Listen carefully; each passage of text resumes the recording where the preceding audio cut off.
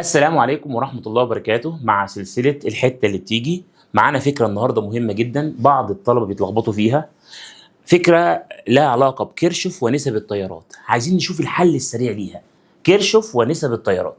السؤال بيقول لي باستخدام البيانات الموضحة على الدائرة التي أمامك عايز النسبة بين I2 على I1. ده سؤال يعني جه في امتحان مايو 2021 وجه السنة اللي فاتت برضه في امتحانات، فعايزين ناخد الفكره الرئيسيه بتاعته. جه السنه اللي فاتت في امتحان دور اول 2024، بس هي تقريبا نفس الفكره. عشان احل صح ركز كده بعينك.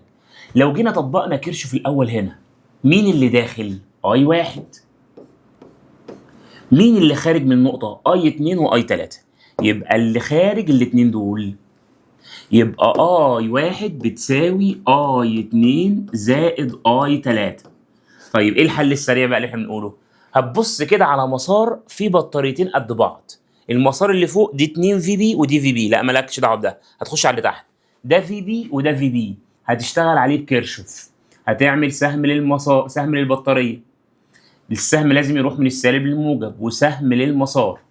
وهنكتب سيجما في بي بتساوي سيجما اي ار. هنا السهم مع السهم يبقى موجب في بي. هنا اللي تحت البطاريه دي السهم عكس السهم يبقى سالب في بي. نخش على الناحيه الثانيه، التيار هنا I2 في R، بس سهم التيار وسهم المسار عكس بعض يبقى سالب. هنا التيار اللي ماشي ده اسمه I3، يبقى I3 في R، وعملناه موجب لان السهم مع السهم بتاع المسار. طبعا دي هتلاقيها بصفر عشان في بي هتروح مع الفي بي.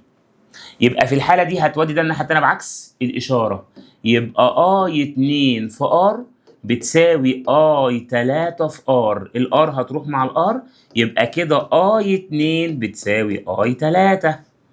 معنى كده إن أنت ممكن تشيل I3 وتحط بدلها I2، يبقى I1 بتساوي I2 زائد I2، يبقى I1 بتساوي 2 I2.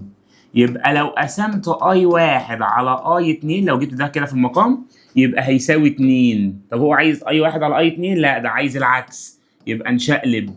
يبقى I2 على I1 بيساوي نص، يبقى الإجابة نص.